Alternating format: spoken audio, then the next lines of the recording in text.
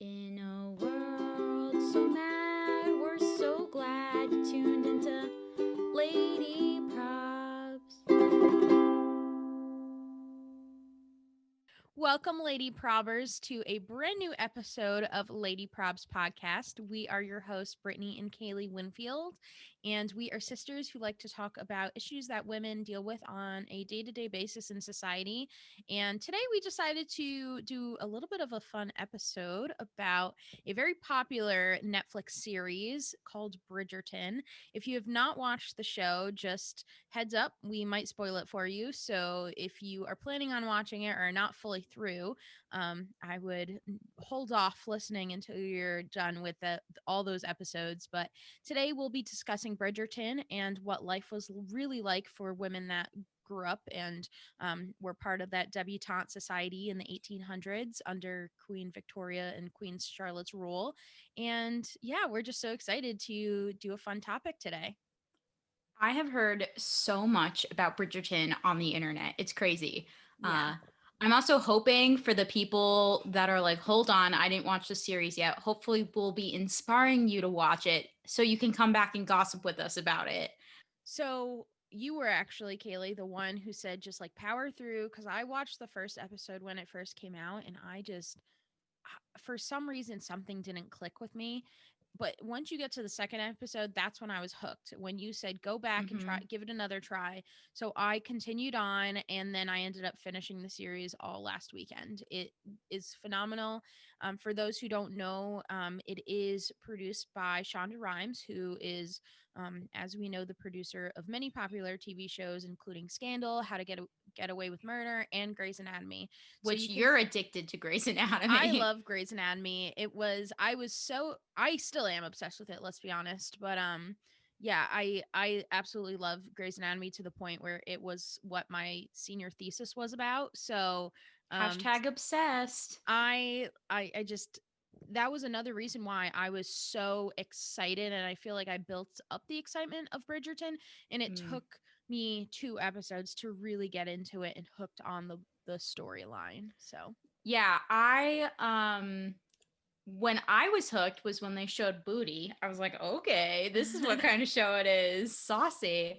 But how I describe it to people is like Gossip Girl got put in the 1819 because the show Bridgerton is the family that it's focused on. yeah. And then there's all these like rival families in the society.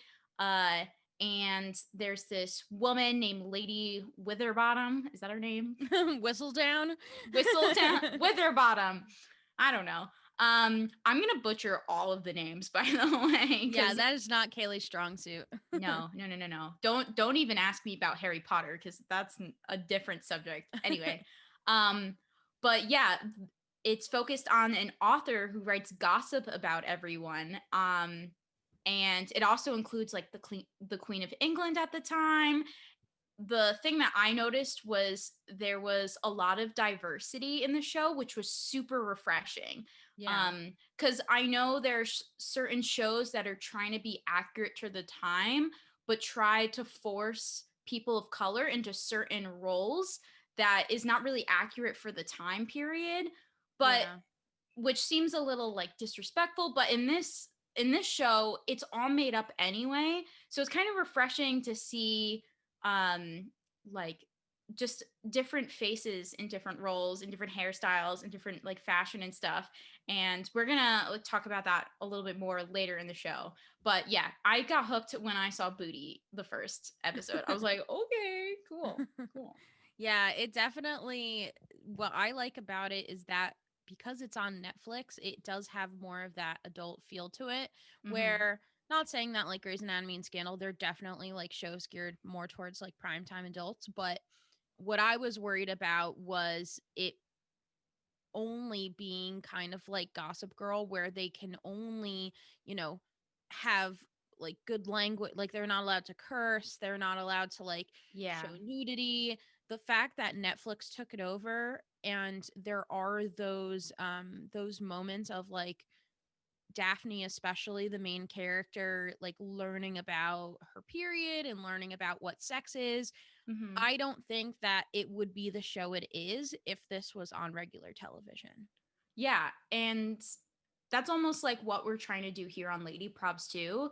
It's conversations that seem so ridiculous to have. Like, it's almost like mothers or parents in general assume that their kids growing into young adults already know all these things, but they don't. They have so many questions. So it's kind of like what we're doing on Lady Probs, where we're trying to make topics less taboo and going through like what questions we had, just like Daphne too. So I found that super relatable. Yeah. Daphne's so pretty too. Yeah, Ugh. I love all the characters and each one has their own personality. So Mhm. when we come back though, we're going to take a quick break, but when we come back, we're going to dive a little bit more into the costuming and set design.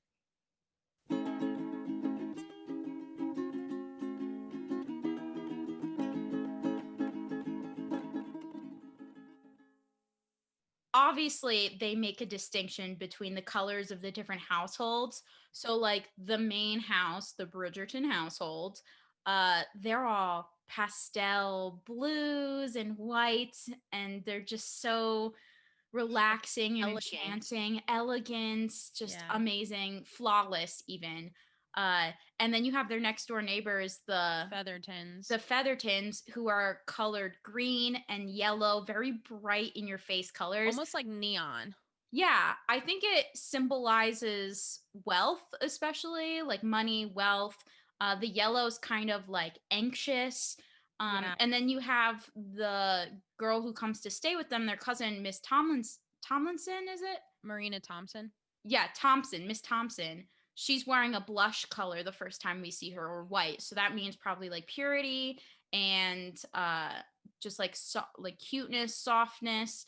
And then you have the Duke, who's wearing, in the beginning he's wearing like black or red or brown. So I assume it's the color of like lust and like being mysterious and stuff, because we Yeah, don't it's know his almost story. like Merlot red he Yeah. wears. Yeah. And his aunt also wears red and purple. And purple is usually like the color of royalty, usually uh imagination. Red is like that passion, because you see her throughout the series like pushing him into the role of like being the man he's supposed to be. So I Yeah. thought that was so, oh my God. And also, yo, those girls, we like learn about them more throughout the series, but the mother and the daughter with the blonde hair who was chasing after the prince, their hair braids are freaking crazy. Okay? Everybody's hair in this show is insane.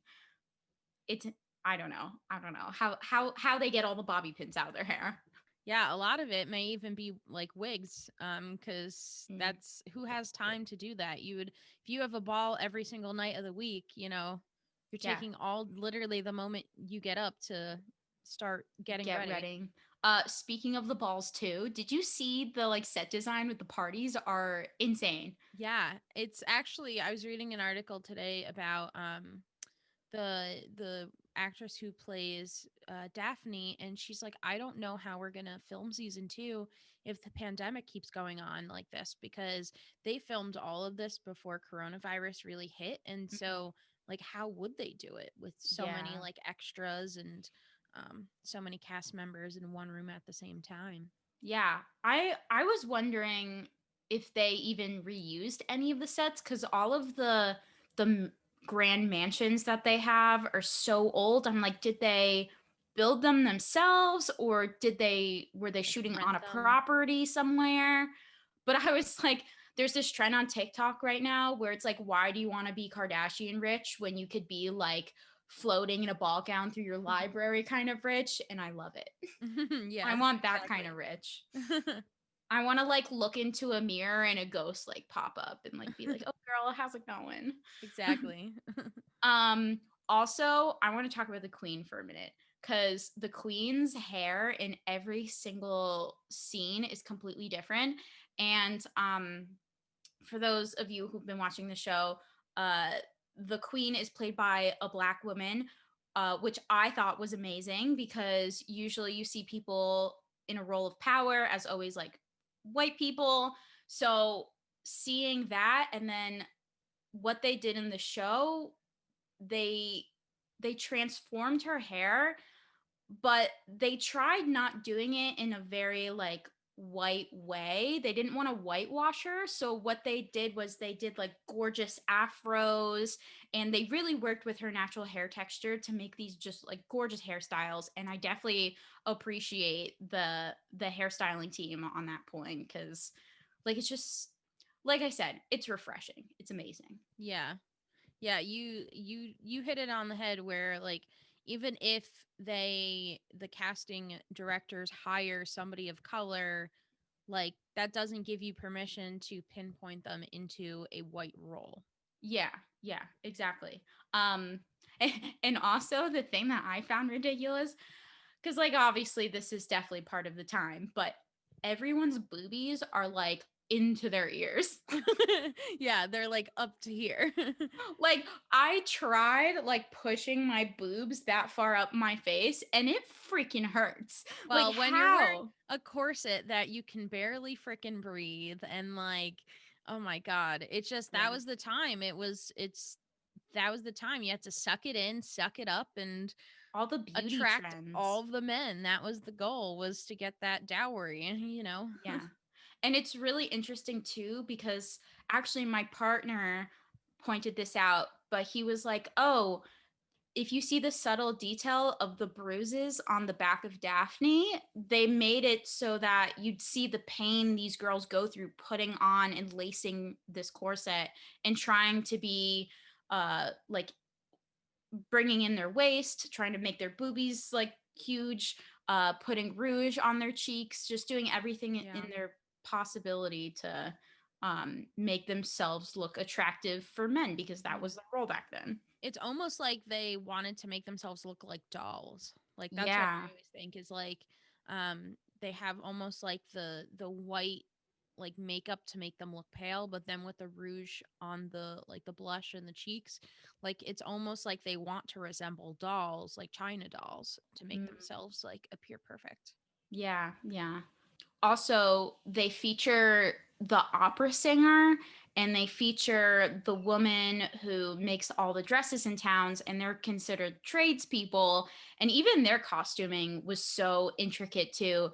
Those girls usually wore a lot of like black and red because I think they were still trying to be like mysterious characters and stuff. Yeah, for Sienna, who's the opera singer, um, I my first like thought was she looks like she almost looked like she had like a western style dress where like it was almost like Yeah. a saloon dress. Like Yeah. that's what she reminded me of. And in for me, like Sienna's was one character that really stood out to me because she was like, as you said, the mysterious one, the almost like obviously Anthony shouldn't be with her because she's not of royalty or wealth.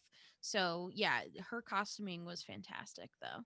Yeah. And that whole relationship was so interesting too with like the brothers going after tradespeople. There's one scene in like one of the final episodes where Eloise is trying to figure out who the author is. Lady W, we'll call her because, you know. And the brothers are chilling on each side of her and being like, "Oh, what are you talking about?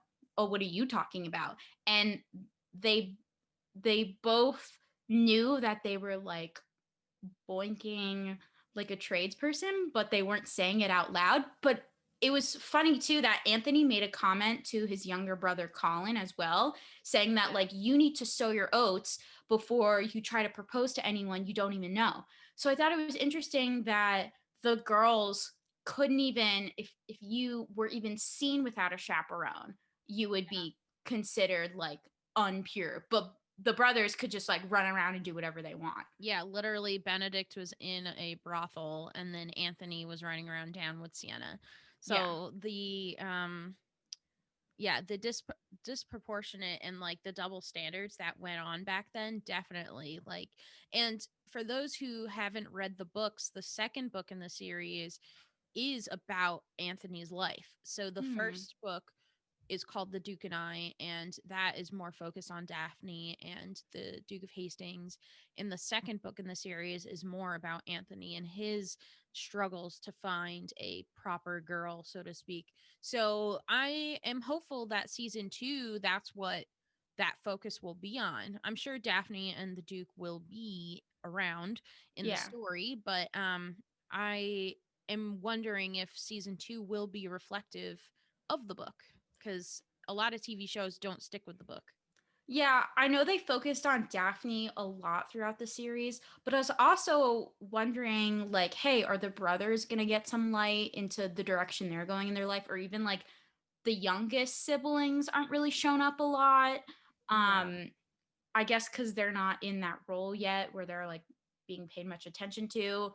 But yeah, and at the end of the series, Anthony was like, all right, like I'm ready, especially because back then too, it seemed like I don't know what happened to their. Do they mention what happened to the Bridgerton father? Did he die? Is he away at war? Like, what is going on with him? I Because don't think they mentioned it.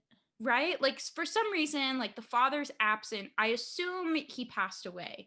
But Yeah. apparently Anthony is in charge of the household. Yeah. And they make that very clear. They're like, you Mhm. need to take on this role and responsibility. Yeah. So I would be really interested to see like where they take the series next. Yeah, 'Cause I I have a thought it was feeling perfect. it's going to be like Eloise and Anthony. So like Anthony trying Mm, to find a bride, and then Eloise going through her whole like courtship debut. That's what I'm assuming is going to happen, but yeah, no, I'm yeah. excited to see what they're going to bring up next, cuz now that we know that, spoiler alert, that the Duke and Daphne had a baby, it, like, yeah, you can show them, but they're living on a different property. They're Yeah. not really in the main focal point Their now. story's like tied with a nice bow, I thought. But Yeah. What I um was really upset with, sorry, what I was really upset yeah. with is they didn't freaking mention Marina at all in the last like 5 minutes. Right? I was like, Cuz when they I heard like the whole like birthing scene, that very last scene, I thought it was going to be like Marina, and that would have been like a great, cuz Daphne got pregnant after Marina did. So like Marina had yeah. the baby. Yeah. Unless Yeah, something right? happened, but they didn't at all. They skipped from the Mention it. revealing of who Whistledown was to them having a baby We with just know no she mention left. Yeah. with no Yeah. mention of Marina. You know what I actually predicted like halfway through the series? I was like, since the whole plot line between the Duke and Daphne was that, you know, they the Duke wanted to stay mysterious and not have all these moms after him, and Daphne wanted to be appealing toward all these suitors, so they made up a ruse where they wanted to date and then they would separate, but of course they fell in love. We already knew that. And then the problem is they got married and the Duke says that he can't have kids. So Daphne assumes that like maybe something's wrong with his swimmers or something, right? Which Yeah. could happen. Um but the Duke just doesn't want to have kids in general, and Daphne's like, WTF, like why didn't you tell me that? Yeah. Um Anywho, that's like something I'm aggravated with. I'm like, just talk to each other, just talk. Well, they didn't have much time to even get to know each other. That's the problem, is like Yeah. in those days, like that was your main focus, was to get married. Yeah. Um but what was I going with this point? Uh but yeah, they Marina and the baby, I thought what was going to happen was, since the Duke can't have kids, that Daphne would ask Marina if like she could adopt her baby, because Yeah. that would ultimately like get rid of the made up problem that they created for Marina, because it's ridiculous in general that they would hide a pregnant girl. But Yeah. again, back in that time, that's, you Mhm. know, it they thought it would ruin the family name. But yeah, that's what I thought would happen, and I'm kind of glad it didn't, because I'm kind of glad um like the Duke and her had their baby together, because I thought that was really cute. But I want to talk about the Duke for a minute. Like, Yeah. so I saw this article on the Daily Mail that was like we can't get enough of spoon porn from Bridgerton, and I was like, what the hell is going on in the show? So then that's where I binge watched it. And there's this scene in the beginning of the second episode where Daphne and him are sitting in a cafe, and of course they're like lusting over each other and stuff, but Yeah. she's just like watching him like lick yogurt off of a spoon, and I was like, what? Yeah. I just, that hype is just like, I don't get it.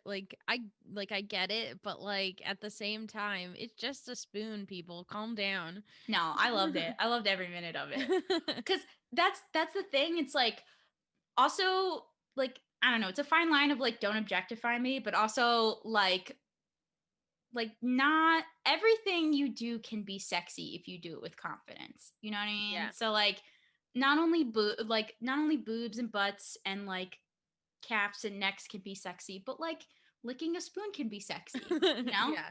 Um this show goes from like soft porn to like soft porn and like Like really hot actually like you 0 to don't know if 60. they're wearing like a sock or really doing it. Like that's where yeah. That at Heated. one point like episode 6, which if anybody has not gotten to episode 6 yet, do not watch it with any of your family members. No, Just yes, don't. would not recommend. Um because that's the entirety of the episode. It's great for like a good girls night. Like what I did is I got out like the bottle of wine and like I was doing my nails uh while I was watching episode 6 and was just like, all right, it's my night tonight to just like watch this like basically porn on Netflix. Yeah. And yeah, that episode was it was interesting. It was definitely like, would not have watched it with our parents, but it Are was good you to watch. referring to like at their honeymoon, like after Yeah. they got married? Yeah. Yeah. After they Okay. got married, that one episode, it was just like Yeah. Because the beginning that's of the all it was. series, because girls can't like lose their virtue, I think they refer to it as. hmm Um, you know, there's like soft brushes of the shoulder and like barely holding hands and just like dancing and like eye contact and things like Yeah. that. And then all of a sudden they get married and they have sex and it's like sex, sex, booty, Yeah. sex, a glimpse of the side boob, like sex. Like My they're doing it favorite on the stairs, they're doing it on a ladder, they're doing it upside in the down. library. Yeah. Yeah. My favorite part was when they were at the first ball after they were married and he was like, "You don't need these anymore." And he like takes off her glove in like the slow way and I was like, "Oh my god." Like Right? that was like sexier than any of the sex scenes in the show. I was like, "Damn, that's like for you that's like the spoon. For me Yeah. it's the glove." Like that was the tipping point for their relationship for me. The Duke is just like really, really hot. I think he was an extra in Harry Potter, and he's gotten fame from the show, but who we, ooh we, yeah, Yeah, they're definitely like this casting for this show was fantastic. My favorite is Penelope, actually, who ends up being Whistledown in the end. She yeah, is so underrated and she's the underdog. Like, how can you not? My favorite was like when the Featherington family got their money back and the mother provided the dresses after all for the daughters and she's like, "Oh, yellow again, of course." Like, oh yeah, my god, I was just like, girl, like you need to venture out. And like, so between her friendship with Eloise and her just individual struggles that she's going through, I really hope that Penelope has like this grand character arc that yeah. just is heroic at the end. And I think with Penelope, I think she's a character of two worlds. I think she is looking at her sisters and seeing what it's like to go through that phase of like dating suitors and wanting to get married. And she's like focused on that because of her family. But at the same time, she, you know, you always see her like reading a book and getting educated. And obviously, with her friendship with Eloise, who Eloise is a very like educated and artistic type of person and almost worldly. Like she wants to have more in this life than just a husband. And I see her struggling and I want to see what she does in the next season. Yeah, and Path she especially takes. because when Eloise is trying to figure out who Whistledown is, she makes such a point in, I think it's episode 7. She makes such like a big point that like Whistledown is the only one who is living her like solo like feminist life. Like Mm. because she thought it was the tailor, the woman who is the tailor, but it ended up being Penelope in the end, and Eloise still doesn't know that. And yeah, she just makes such a point that like, but Whistledown's doing it. She's the one who doesn't have to marry a suitor in order to be happy. Like, and look, she has more fame and popularity than any of us. And yeah, that just stuck out to me because I was like, it's literally your friend. Like, Yeah, it's so and she is still like, the irony is she still is being put through that like suitor courtship. Not mm, yet, but eventually. Like, she still is stuck in that societal role. She, even though she has this like popularity and fame. And who knows, maybe Penelope is not even the full Whistledown. Maybe it's kind of like they are taking from ooh. Gossip Girl, where Gossip Girl, if you haven't seen the series, like, you thought it was like you thought it was Georgina Sparks, and then you thought it was Serena for a while, and then you thought it was somebody else because they're technically like passing the torch to different characters throughout the series, and then it ends up being Dan all along. Spoiler alert if you haven't Oh seen yeah. Gossip Girl. I definitely knew But like, that. maybe it's passing, maybe it's a front, maybe it's not really Penelope, maybe Penelope is just like the information Or maybe mediator. she's like the delivery girl. Like we don't know. Exactly, like we don't know because the show's not that far into it yet. That's why I was surprised that they revealed that at the end of the series. Like I'm happy because I'm satisfied now. But then I'm also like, something's wrong here. Like, I don't It know. seems off because Yeah. even at the times where, like, if you were to go back and watch the show with that knowledge in mind, like, there are definitely times where Penelope doesn't know everything that's It going doesn't on. line up. Exactly. Like, I think it's more like that Gossip Girl, like Dan's not everywhere, so to speak, but because the information is feeding from like the text messages, like the tip line, maybe it's Yeah. like that. Like, we haven't seen the full operation yet, so we don't know who's feeding Whistledown the information. Yeah. It might not just be Penelope like everywhere at once. And also just think about how much power Penelope has as like a teenager. Like Right? she was the one who got the scandal of Marina out to the public, which would almost, as her mother would say, ruin her family, right? Yeah. But it's just her inner workings as a teenager trying to protect the guy she loves, which is Colin Bridgerton, and then also protecting her friend Morena from her mother, and then also protecting her family. Like she's playing so many roles. So think of how much power she has. Even the queen was like insulted by not mentioning her garden party or something like that.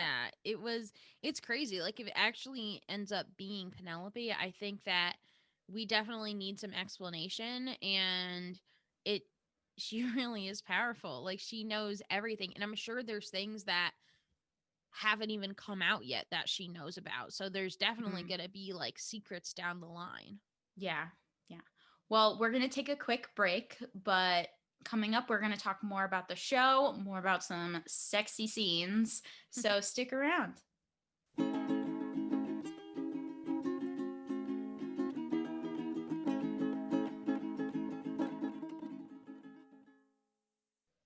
Okay. So let's talk about the Ariana Grande song that's in this show. And Taylor Swift too. Oh yeah, there is. Um Yeah. dude, the modern music they play is hilarious. Anybody who knows Shonda Rhimes, this was not a secret. Grey's Anatomy is known for taking like covers of really popular songs and just like stabbing you in the heart with all of your emotions. So, yeah, no, I was not very surprised, but also like the music, the soundtrack is fantastic. Oh my gosh. Also the violin song that's like usually played at balls, that's like trending on TikTok right now. So Yes, it's it's like just really so, good. yeah, like Vivaldi and like all of these like old school like classical tunes are coming back because of this influence. So Mm. music definitely does play with music, costuming, as we mentioned earlier, the hair, the makeup, just the whole theme before you even get into the plot of the show. Just the whole like set design and everything along with the music just makes for like chef's Yeah. quality. Like, So such a interesting to good show. watch. Also going back to the idea that the show has a lot of diversity too. And when I say diversity, I mean like people of color. And also, they talk about how when the Duke was a little child, he wasn't able to speak that well. I think he had a speech impediment. And they touch upon like what it's like to have a learning disability back then, especially if you're in a role of power. Like that scene where his dad just kept belittling him, and then his aunt like stepped up and empowered him and gave him the confidence to, as she quotes says, overcome it and be a man. And I just thought that was really beautiful, because I definitely relate to, you know, struggling with speech impediments and learning disabilities. And as we know, the more graceful you can speak and carry yourself, the better you look and the stronger you look, and more people tend to listen to you. So the fact that that the Duke, you know, overcame this, but it's still a secret insecurity of his as well. One of the scenes, some of the scenes when he just is speechless, his speech impediment comes out some more. So I think it's whenever he's nervous, it comes out. So I thought that Yeah. was an interesting detail that they included as well.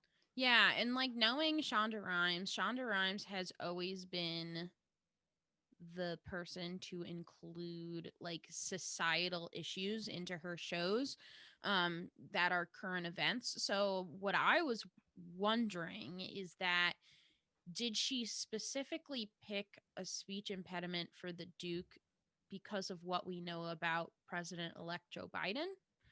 Like that was a question that I raised in my head. Like, Yeah. why out of all disabilities did she choose a stutter? As some of us know, like President-elect Joe Biden had a stutter as a child and overcame it. It still comes out during certain speeches, and it's something that doesn't fully go away. As you said, with nerves and with stress, sometimes that in kicks it up a notch and it comes out. And that was just a thought of mine, like maybe she had somewhat of a correlation on purpose, to Yeah. show that, you know, yes, some people have disabilities, some people go through things in their lives, but they overcome it enough to be able to be empowered and empower others and inspire others. And that doesn't mean like, you know, in Bridgerton terms, that doesn't mean we like throw out our children. Like it Yeah. doesn't, you Oh know, my gosh, that was heartbreaking. that was terrible. Also, there's a few scenes where you see the Queen interact with King George. And I think he has dementia. Yeah, Um, so historical context, the king and the queen who are portrayed in the show are Queen Charlotte and King George the Third. And King George III was known as the Mad King. So, their daughter Amelia, in real life, this is a real life story. Their mm, daughter Amelia had passed away. She was the youngest of all the children, and she was known as King George's favorite. mm, So she ended up passing away about 3 years before the show took place. So I believe she passed away in 1814. Don't quote me on it, somewhere around there. And the show was supposedly started in 1817. So, very briefly in the show, um, does Queen Charlotte mention it. There was that one scene where it was just Charlotte and George talking to one another, and you start to see and put together that he has these dementia like episodes. And Queen Charlotte says, you know, Amelia hasn't been around for years now or something like that. And so that's a nod to the true historical reasoning of why he was known as the Mad King. It's there is no proof, but it's assumed that after his daughter dies, after their daughter dies in real life, that's when his memory problems started getting worse and worse. So that's just a little bit of history for everybody out there. yeah. That scene was really striking to me because whether it's 1819 or 2021, I'm sure a lot of people have known others with uh, who suffer from dementia, and it really is a traumatizing and just difficult situation to deal with. Yeah. So I think it's really powerful that they included scenes from King George and also like the Duke, is because they went through the Queen and the Duke have been through trauma but have overcome it into these powerful roles. So I thought that was really striking, really beautiful, really powerful. And I also want to add to their relationship because the Duke's aunt, there was a scene where they're talking about whether he's going to marry Daphne or not, and because he's thinking about moving back wherever he's from. um and she mentions that, the King George married the Queen, which allowed, she says, quote unquote, our people to take roles in wealth and lordships. And like, we need to take advantage of this opportunity. So I think that was also a nod to like diversity. Um, so I thought that was really beautiful too, to mention that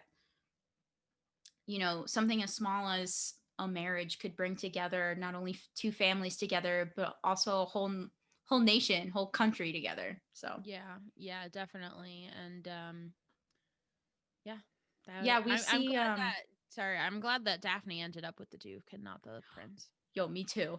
uh and then after like Daphne becomes the duchessness, we see a lot of class problems going on. Oh yeah, Whether we're talking about like the tradespeople, like the opera singer and the dressmaker, or we're talking about like the people in the village that the duchess the and the Duchess. duke Yeah, run. um you know they are hardworking people who have farms, and there's just certain traditions that Daphne was not aware of when she took this role of duchess.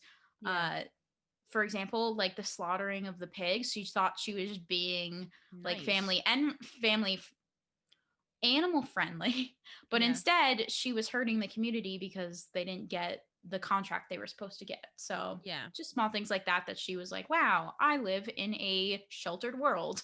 I think, and yeah, that's like the main point of why we wanted to make this show specifically was really focusing on the lack of education that circled around those times, especially with Daphne. We see not only her not knowing that pigs need to be slaughtered for farming purposes and to literally feed that farming family, but also like the whole sex situation. Like she didn't know how sex worked, so she didn't put two and two together that the Duke was pulling out for a reason. Like Yeah, he was so confused, and then I was unfortunately, confused because their yeah, first time they ever have sex was at the inn, and I like didn't put two and two together that he was pulling out. Like obviously you saw him kind of like in pain on the side, but I think the director wanted us to think that he was having problems like ejaculating.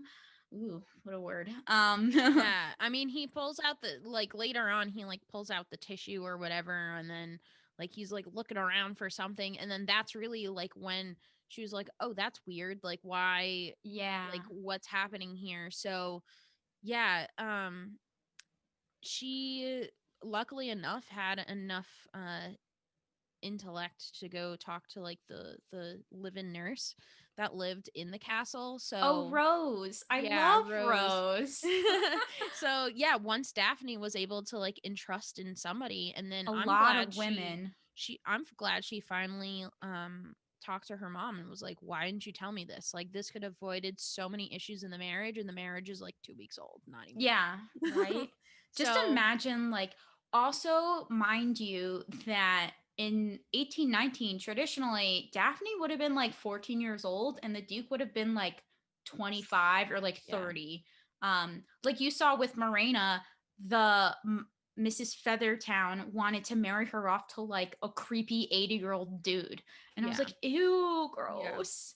Take the money Um, and run. Oh my god, no. and then I was thinking about it too, because like if Marina ended up marrying that guy, they mentioned this when the women go to like their own gambling club that the aunt hosts their party. Mhm.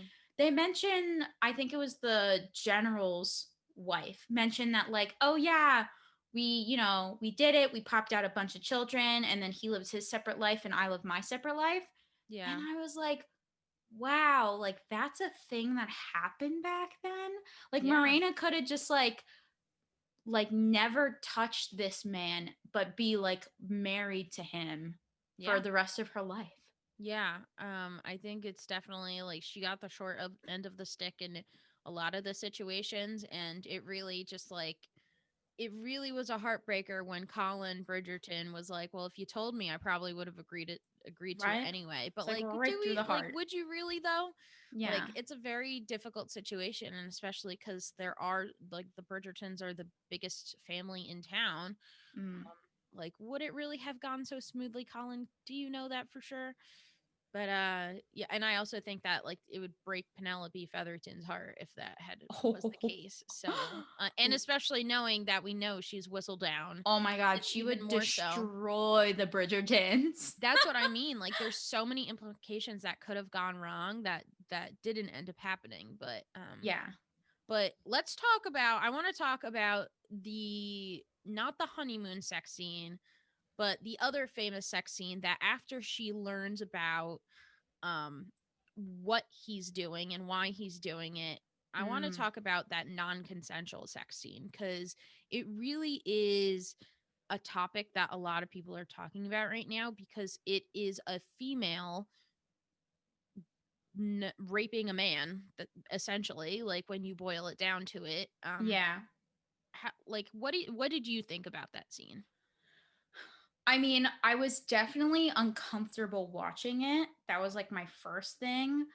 It's weird because it's weird because the first time they ever have sex together, they consent to each other, right? There's a Yeah. verbal consent there. And it's interesting when you're in a long time relationship. It's like every time you have sex with your partner, do you need to consent? The answer is yes. Okay. Yeah. Like, even if you're married, you can potentially be raped. That's just a thing. Um, so the fact that, like, yes, they're married, but still you need to consent all the time. Um, and the fact that Daphne forced him into a situation like that was very uncomfortable for me to watch. And that brings me back to the point where I'm like, Daphne, you could have just like, they were like arguing about it and then they decided to have sex in their argument. And I was like, you could have just like argued about it. You could have just told him, you know what he's doing. And Yeah. like, please tell me what you're doing and why. And let's talk about it. But instead, she used force, and we've seen Daphne as like a really beautiful, elegant young woman who's like strong icon for her sisters the whole time. And then we see her as a vibrant sexual like coming into her own sexuality. And then she just like, I don't know, I got a She sour taste in my mouth for yeah. her at that point. Like, she turned She into a becomes villain. she became vengeful. Like Yeah. she did it out of revenge, and not only that, but like you see the pain in her eyes once she gets what they call her courses, which is her period.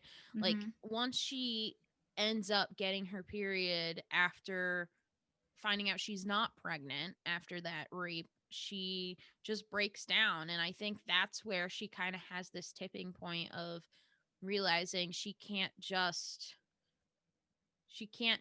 fix everything by, by having sex. She can't just fix everything by like sweeping it under the rug. She then realizes like, oh shit, like I have to talk to my now Like, husband about I it made a because mistake.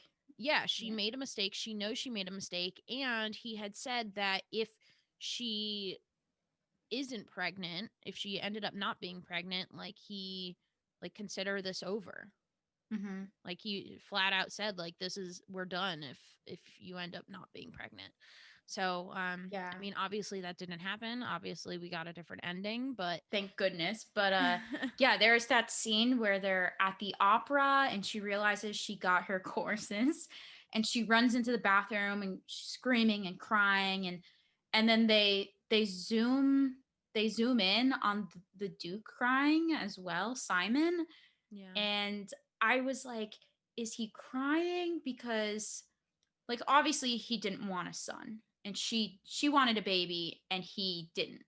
And I was he crying because he was in pain from what Daphne did? Was he crying because he secretly actually wanted a child, or he actually didn't want a child, or is it because he felt pain for Daphne because that's all she's ever wanted to be was a mother? Like it was a very conflicting, painful situation that was very confusing. I don't I know. think like the single tear that we saw at the opera, I think it could have been like a combination of things. Like it really Mhm. is between like the heartbreaking music of the aria they're listening to at the opera and the fact that Daphne ran away and he could hear her crying. Like that cry, I still am like left with that cry in my head. Yeah. Cuz I'm assuming by that he heard her crying and Yeah. knows that like this is we're on rocky territory, like this is it, because this is before he talked to his mentor aunt, whoever she was, and she was like, you need to live your life, like you, like are you really going to be like self-sabotage yourself forever, like Yeah. yeah.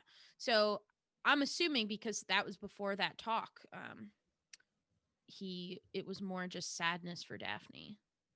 Yeah. I also want to say that if Daphne ended up getting pregnant from that, even though I think, that they would love that child fully, it just like wouldn't be the same between the two of them, like you Mhm. said. Whereas you can tell after they made up and the sex that they had right after they made up, all the sex after their marriage was lust sex because Yeah, teenagers go honeymoon through the phase. lust sex Yeah. first, and then after they made up they really went through like the love sex where they took their time and really studied each other, and you really felt that chemistry and passion between them. And I think that's when they conceived the baby. I don't know, but like from then on it was about love. It wasn't about like revenge or lust or anything like that. So, Yeah, and I feel like, yeah, as you said, like if she were to have fallen pregnant after the rape, it would have that baby would have been a constant reminder of just the spite between them. Like yeah. just the pettiness, the spite, the anger, and all the negative emotions that came with what they were going through. Um, at that time. So yeah, I'm glad things worked out in the end, but yeah, no, it's still not right. You're absolutely right in saying like rape is still possible even mid-sex, even if you're married, even, you have to consent to what's going on in the Yeah. bedroom. You have to check in, Yeah. like, Yeah, exactly. I don't know how you like date someone for like two balls and then you're like, all right, like let's get married now. Yeah, Pop out a right. few kids Yeah, before we right. catch the plague. Like, I don't Exactly. know. Like it's just it was a different time, and I'm so glad we've moved away from dowries and paying off families in order to, just get married in the first place. Seeing women as just objects. Yeah. And Yeah. just carrying on baby makers, that's all they were back in the day. And yeah, as fun as Bridgerton is, it also kind of exposes those negative feelings, and that we've come so far from that time. Yeah. I think with the Bridgerton brothers, I think even though, they run the house, even though, their mother's around, they run the house, they tell them what to do, they're in charge of their little sisters and her sex life. I think like overall they're pretty respectful of women for that time. Yeah. um but the scene where we see the Duke's father and the mother's giving birth to Simon, and when Simon pops out, the father grabs the baby and is showing all the men the baby, and the mom happens to die. And in that scene you could see all the women around the mother making sure she's okay, and all the men in the other room looking at their wealth and the next in line. I thought that was really, really interesting, really powerful. And it really just shows that women were literally just a machine, Yeah. a human machine. Mm. I love Bridgerton. Yeah, you're gonna have to wait a while for that sequel. No, the worst. I also want to brag a little that I totally called it on Lady Witherbottom. I Whistle totally down. whistle down. I totally called it. She could totally be Witherbottom. Like, I totally called it that it was Penelope. I was like, dude, it's because you always think it's either like an elderly woman who's doing it, who's like, you know, smarter and more elegant than everybody else, or Yeah. it's like a tradesperson. But nah. I was like, it's definitely a teenager. I called it. Yeah. I'm I don't just know. Like I didn't go in there with a guess and I didn't really have one.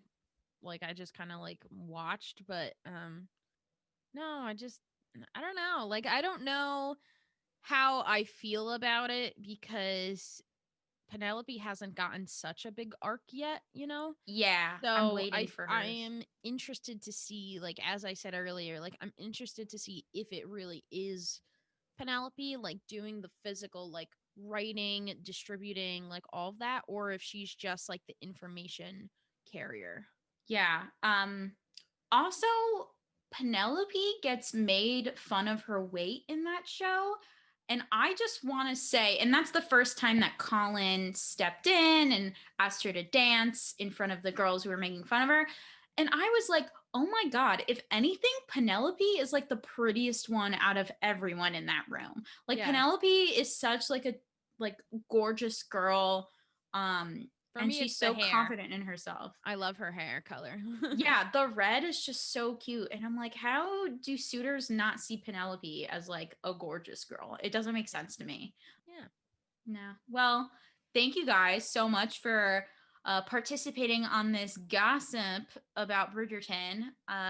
We are going to do a lot more stuff this season, so stay tuned and make sure you follow us on Facebook and Instagram because we're going to feature a lot of fun stuff on our stories this season as well. Thank you so much for listening.